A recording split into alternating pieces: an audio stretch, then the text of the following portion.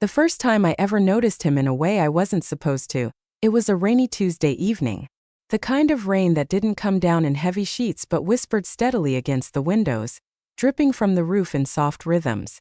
The streetlights outside glowed faintly golden, halos forming around each droplet as if the night itself was trying to keep secrets. Inside my apartment, everything smelled of instant noodles and the faint lemony scent of dish soap. My laptop hummed quietly on the coffee table, a half-played game glowing faintly on the screen, forgotten as I absently stirred my food and stared out into the night. That was when I saw him. The curtain across the narrow gap between my balcony and theirs wasn't fully drawn. He stepped out, holding a mug in his hand, wearing a plain gray t-shirt that clung a little to his shoulders from the damp air. His head tilted back slightly as if the rain carried something only he could hear. I'd seen him countless times before, of course. He was my neighbor, married, living just one thin wall and a shared stretch of balcony away. But that evening something was different. Something in the way the light touched him, or maybe in the way my loneliness echoed against the sound of the rain, made me pause longer than I should have. I should have looked away. Instead I stared. And in that single stolen glance I felt the weight of something beginning. Something I knew I couldn't allow yet couldn't stop. He and his wife had moved in nearly 2 years earlier. She was friendly, warm, always quick with a smile in the hallway, sometimes dropping off a plate of food if she had cooked too much. He was quieter, polite, but with a certain reserved charm. His name was Omar. He worked odd hours. Sometimes I'd see him leaving early in the morning, other times coming back late at night with that tired but content expression of someone who carried responsibility heavily yet gracefully.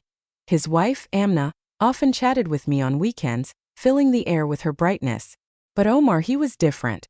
He carried himself with a calmness that drew you in, like the kind of silence that speaks louder than noise. He wasn't overly handsome in a conventional way, but there was something about him. His deliberate way of listening, the little crease near his eyes when he smiled faintly, the way his hands always looked slightly rough as though they'd known real work. Our interactions were always simple. Passing in the stairwell, a nod, a polite salam. Sometimes in the grocery store downstairs, he'd help lift a heavy bag into my arms. Small, harmless gestures. But inside me a quiet tension began to build. A strange awareness every time his presence was near. And with that awareness came guilt. He was married. He was someone else's husband.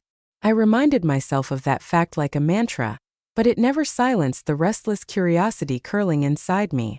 Why did his eyes linger sometimes just a second too long? Why did my pulse quicken at the sound of his voice? These thoughts haunted me, threading themselves into the fabric of my ordinary life. The first spark came one night unexpectedly. I had been struggling to sleep, tossing and turning, the hum of the fridge in my kitchen the only sound breaking the silence. Around midnight, craving some water, I padded barefoot into the kitchen. The window above the sink faced their balcony and I saw movement outside. Omar was there. Alone.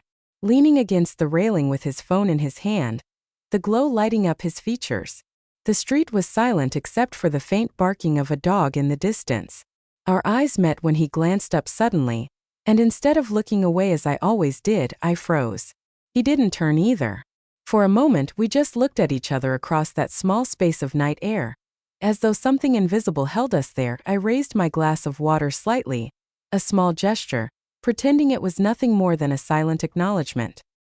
He smiled faintly, almost reluctantly, and lifted his mug in return. It was the smallest of exchanges, but it left my chest tight, my thoughts tangled. When I slipped back into bed, the sheets felt too warm, my heartbeat too loud. That was the night the line began to blur.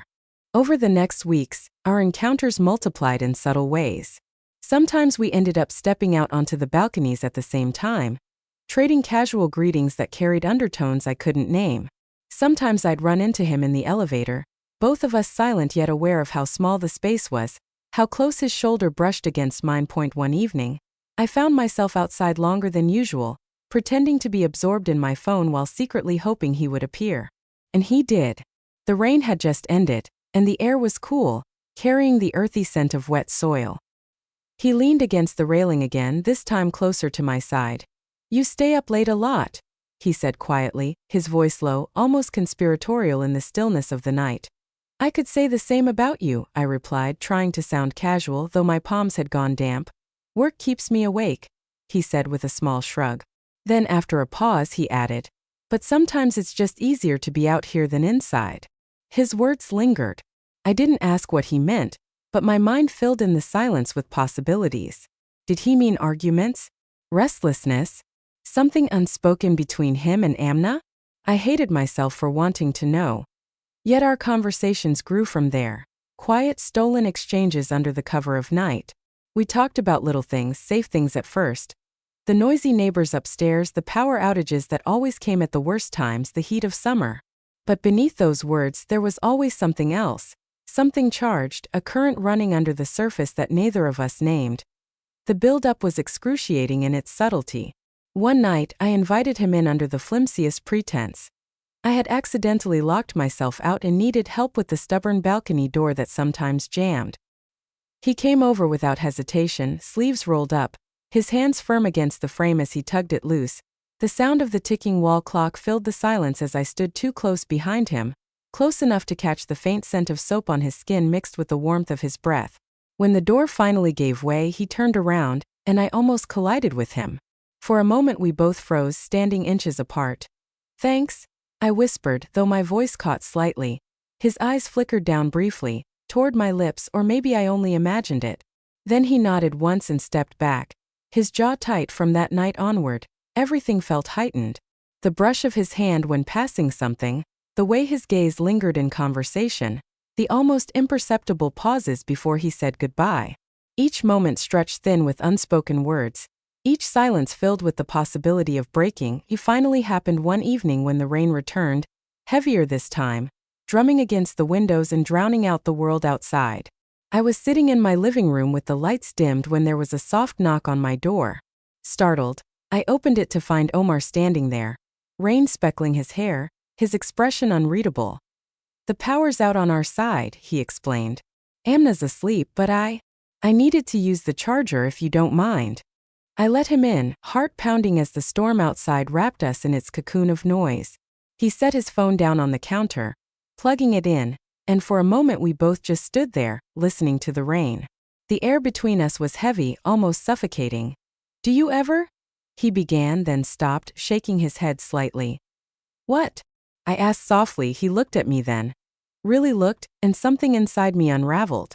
His hand lifted, hesitated, then brushed against mine on the counter. It was such a small touch, yet it burned like fire. Neither of us moved. The rain hammered harder, a cover for the silence. I shouldn't, he whispered, almost to himself. I know, I breathed. My chest was tight, my whole body trembling with the war between reason and desire. But the moment cracked. His hand tightened slightly, and before I could stop myself I leaned closer. Our lips met in the faintest, most hesitant of kisses, fragile, trembling, filled with both apology and longing. It lasted only seconds, but it was enough to shatter everything we had carefully held back, that we pulled apart almost instantly, breath uneven, eyes wide with fear. The creak of the building settling, the distant buzz of a phone, all of it sounded like alarms. My hands were shaking. He pressed a hand to his face, muttering, "This is wrong, so wrong." And yet, neither of us moved away. The aftermath was unbearable in its silence. He unplugged his phone quickly, avoiding my eyes, and murmured a quick thank you before leaving. The door closed softly behind him, but the echo of his presence filled every corner of the room. I stood frozen, lips tingling, heart still racing. Sleep didn't come that night. I lay awake, replaying the moment over and over, guilt gnawing at me. Yet beneath it all a dangerous thrill lingered. I knew I should regret it, should swear never to let it happen again. But deep down a part of me craved more. The next time we crossed paths we acted as though nothing had happened. A polite nod in the hallway, a casual greeting on the balcony.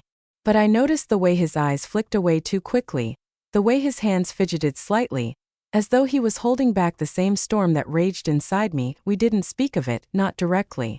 But the secret hung between us, unspoken yet undeniable. Every silence, every stolen glance, carried the weight of that forbidden night. From that moment, I knew nothing would ever be the same again.